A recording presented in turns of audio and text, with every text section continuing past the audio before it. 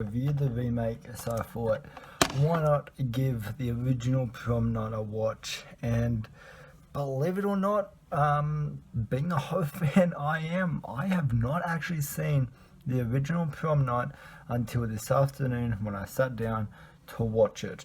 And this is a movie that I've heard a lot of fuss about in the horror community. Not so much now. Like I still hear it. I still hear it brought up, every now and then. But like last year in particular, like I was hearing it like 2 to 4 times a week from people. But like occasionally, if someone asks, what is your favorite, 80s slasher movie, or what are some of your favorite 80s slashers, Prom Night will be brought up into that conversation. And yeah, this is a movie that I'm surprised I have not watched. I've not watched it earlier than this, because it has my two favorite things that make up a great slasher movie. One being Jamie Lee Curtis, probably like one of my favorite scream queens. Like I'm debating on whether or not Jamie Lee Curtis or Nancy from A Nightmare on Elm Street is my favorite, scream queen. Because I think Nancy, is quite high up there. Jamie Lee Curtis and Nancy would be in my top three at least. Maybe even top two. But like at the same time, I'm not sure which one I would put first, which one I would put second, because I think they're both equally as good as each other. Like I would like to do a video on that. Like I'd like to do like a ranking on like top 5 or my top 5 choices on on scream queens, and like who I think is is the better final girl. And all that, because Jamie Lee Curtis was was great in Halloween. Nancy was great in in Wes Craven's The New Nightmare, Dream Warriors, and especially the original Nightmare on Elm Street, which is still one of my favorite movies, like period. So and then my second reason being, this is a slasher movie. And and I am a sucker for slasher movies. I'm a slasher fanatic.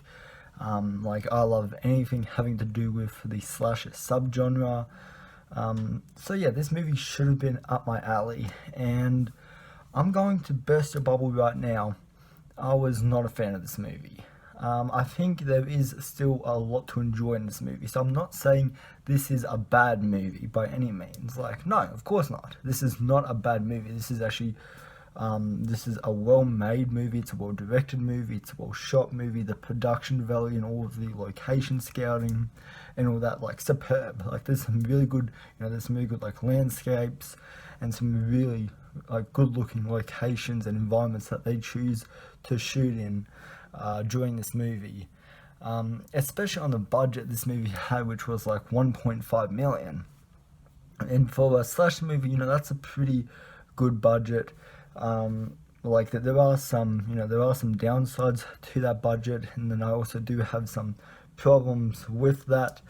But yeah, staying to my positives, like I think the whole teenager drama story, I think is quite good in this movie. I like all of the characters outside of Jamie Lee Curtis's character are boring as shit. Like I don't remember any of their names. I don't remember their personality, because like especially in the third act when characters are being killed off, there's a lot of no name characters that we're only now just being introduced to, and they're being introduced to specifically for the kill count of this movie, which I have no problem with a slasher movie having a kill count. If you were to make a slasher movie that has a terrible story, and has terrible characters, at least have some entertaining kills, at least have some gory ass kills, have some carnage candy for us slasher fans. And this movie, okay, this is where I'm getting into my problems with the movie. unfortunately, the kills in this movie aren't all that good. They're actually they're pretty basic actually, and they aren't very like entertaining. Like there are some cool kills in this movie too, off the top of my head. Um, but at the same time, I'm going to be fair. I'm going to be fair here when it comes to the kills because this movie is made on a very small budget, so I can see that that this is a feature length, and they have to spend that budget on on creating that environment and creating that actual prom that's going on in the climax of this movie.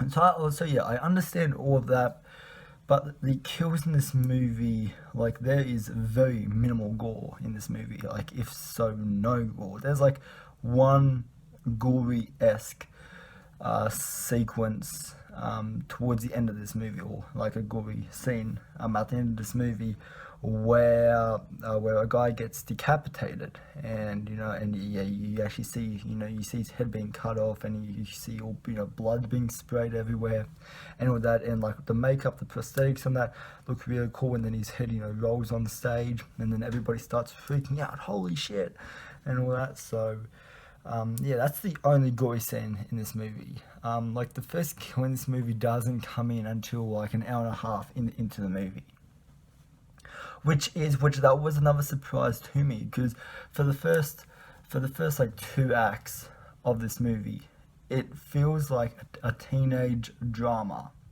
It doesn't feel like a horror movie. It doesn't feel like a slasher movie. The first 2 acts are more centered around teenage problems, like romance, romance trouble and relationship problems, and kind of in getting ready for prom. And there's no kills in the first hour of this movie. Like the slasher elements of prom night doesn't come into play until the third act. Which I was surprised by because like I was looking at my watch and I was like 40 minutes in, we haven't even got our first kill. Like, is this even a horror movie? And then and then there is a cool build up to the first kill where where you see which this is slasher rule 101 in a slasher movie is to never make out or never have sex in a room by yourself, because 9 times out of 10 you're going to get slaughtered. Like, be honest. And so yeah, there is a really cool build up with the first kill, but then the first kill, it's horribly shot. It has like this slow mo.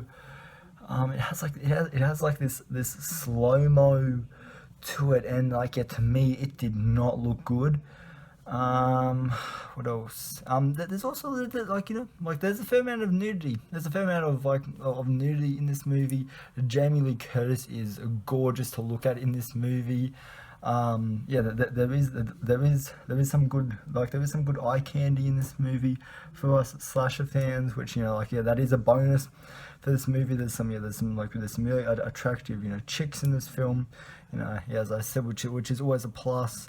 And yeah, so yeah, that was yeah, that's positive, I guess I can say. All of the acting in the movie for a cheesy 80s slasher. Yeah, like the acting in this movie by everyone is actually really good, and all of the direction and photography and all the production value for the budget that they had, phenomenal. Like I'm not going to complain about all this. Like this movie, like this takes it back for us horror fans for what we love about this era of slasher movies, about the 70s and the 80s and the 90s, like era or time of slasher movies, because like this is why we continuously go back, even in modern day. That's why we love going back, because we love that cheesy element to these movies, and we go back for the kills and for the nudity. I think at the end of the day, I think this is a boring movie. Like the movie doesn't pick up its pace until like the final 25 minutes, when when the killer actually does come into play, and it begins to feel like a slasher movie, and the killer is chasing like high school girls through the high school halls and all that. Like that entire chase sequence in this movie might have the best scene in this movie, period. Like I think that is a really cool scene. Like it's a throwback to like classic John Carpenter slashes of the killer, kind of like, like chasing down like the main chick or some teenage girl and all that. It's just like it reminded me so much of of that John Carpenter vibe. So, but yeah, I think at the end of the day, I think this is a movie that I can't see myself watching this again. But if I was to watch the original or the awful remake here, like 100% hands down, I would immediately say the original, like no hesitation, because this remake, like I recently did a review on this movie, like a dreadful, like what a piece of shit. Like this movie, Prom Night, I'd love to see the original remake. Like I would love to see the original remade and it being R-rated, like hardcore deaths, lots of gore, lots of nudity, lots of sex scenes, lots of what we love as as slasher fans. But this remake, like, how can you fuck it up?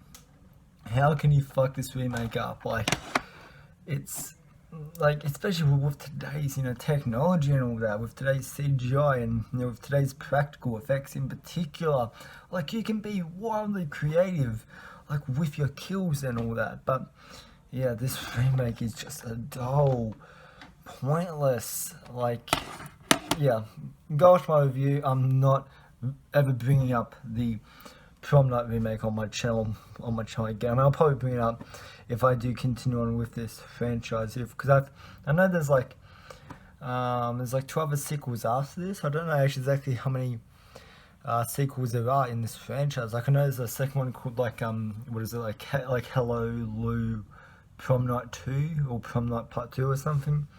I don't know what the what the main title of it, but it was Hello Lou, I'm pretty sure. And then the third movie I think is like Deliver Us from Evil or something. I don't know. I've heard the second one is okay.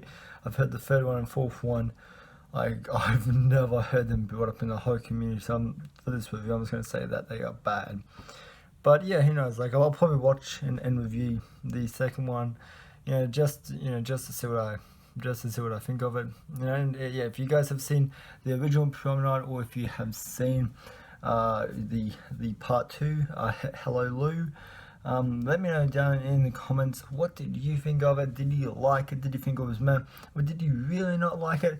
Let me know all your thoughts and opinions down in the comment section down below. So anyways guys, I hope you have a good rest of your day, evening or night, wherever you are, and I will see you in the next video. Alright, bye.